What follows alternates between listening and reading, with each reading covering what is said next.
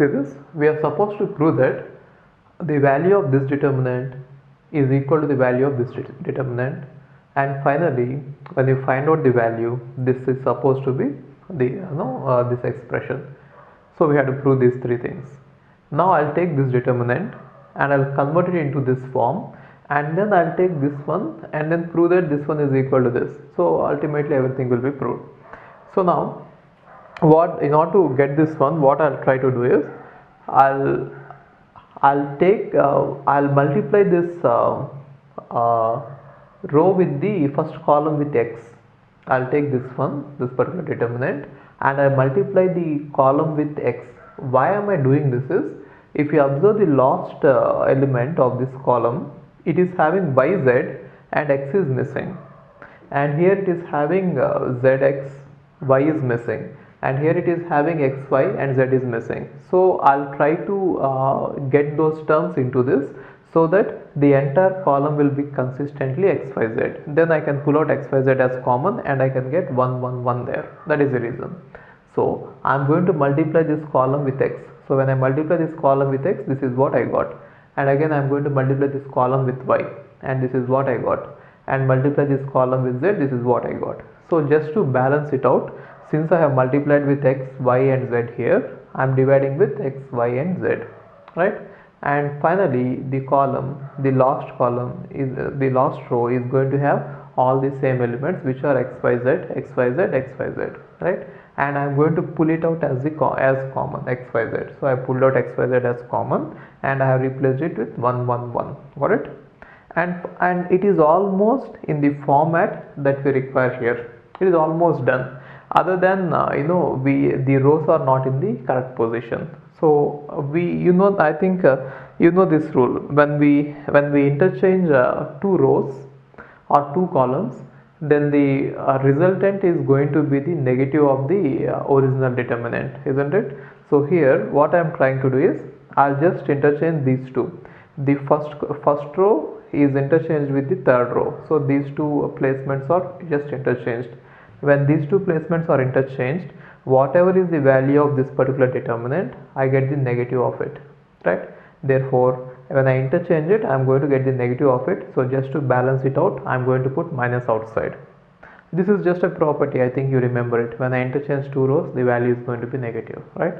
And then after this, these two, again, see, this is almost similar to this, except that these two rows have to be interchanged. Now when I try to interchange those two rows, again I have to multiply with minus 1. So that is why already the minus 1 was there, minus was there. Now I am removing minus here. So finally this is the format which I wanted. So I have shown that this one is equal to this. Now we have to show that this one is equal to this, right? So just for that, I am going to use this particular determinant. Why am I not using this particular determinant is, since most of the values here are 1, it will be easy for me to make most of them to zeros.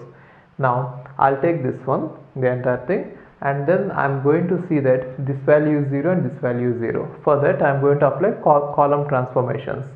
So I'll take the second column and subtract first column from that, so I get 0 here, and again I take the third column and I subtract first column from that and replace the result there. So C2 minus C1, C2 is replaced with that, and again C3 minus C1, C3 is going to be replaced with that. So I'm going to place them there, right?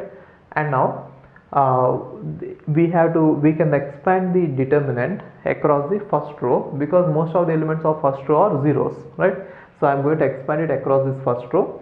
For that, if you observe this one, the location of the first element is 1 1, right? So cofactor is going to be minus 1 power 1 plus 1 multiplied with the determinant of these 4 elements. Therefore I'm going to take 1, and it is minus 1 is raised to the power 2. Therefore I'm not going to put minus 1 here. So these 4 elements I am going to write it here. So the determinant of this one is equal to determinant of this one now, right? And then I have just rewritten these 4 terms in such a way that I get y minus x as common here in these 2 terms. Yeah, in these 2. So I just expanded these terms, this term, this term, this term, this term, this term. I just expanded it out so that I can pull some factors as common. Now if you observe this, in the first column we can pull out y minus x, that is why I pulled it out, and in the second column I can pull out z minus x, so I pulled it out, right? and now we got this 4. Okay, and just to do some simplify this further, I'm just applying this transformation. You need not apply this transformation here. If you can directly do it, it is fine. Otherwise, you can even apply the transformation. If I apply this transformation, C2 equal to C2 minus C1, which means from this one I'm just subtracting this, then you'll get even some common factors here, so that you can pull them out as common. So I can pull out this one as common, and finally I got this. Now the value of this one, if you compute it, it is going to be this one, xy plus yz plus zx, right? So finally we have shown that this particular determinant value is going to be this. Got it?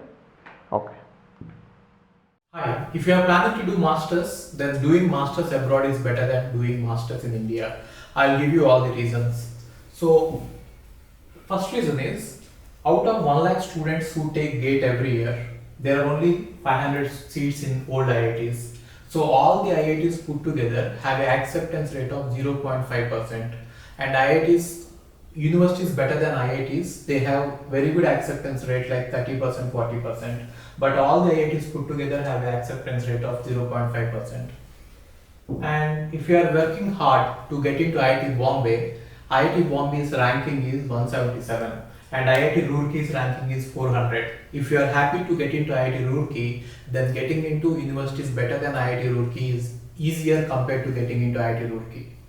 And looking at the salaries for computer science, for software jobs, if you have done your masters in computer science in US, the salaries are ranging from 80 lakhs per year to 1.2 crore per year.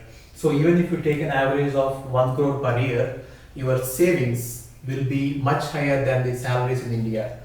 After taxes and your cost of living, you can easily save 40 to 50 lakhs per year. And in India, the maximum jobs that you get is around 30 lakhs. So your savings will be much greater than the salaries in India. And these are all the services that we provide. University shortlisting. So depending on your profile, we will shortlist what are the universities that you have to apply. And statement of purpose building, and then LOR guidance, and GRE and English test assistance, and education loan assistance. So you don't have to have any collateral, which means without any security, now you can get education loan. Getting education loan is very simple these days, and whatever the amount of fee that you have a range of universities. You can apply for 10 lakh universities, 20 lakh universities, or 50 lakh universities. But whatever it is, you are going to get complete education loan, and you can pay off your education loan in 1 year after you get a job. And then we do visa assistance, mock visa interviews, and then connecting with the university alumni. So now you might ask why we should join Game of Visas. So the answer is, we have 90% success rate, 99% success rate. And these are all the destinations that we guide the students to. So we guide students to any country that you want to go. So now it is not just USA. We guide to UK, Germany, Australia, Canada. So we guide students to all the countries. We work with all the destinations. And if you are interested in going abroad, you have to just drop us a message on this WhatsApp number 9494 555 454. Okay, thank you.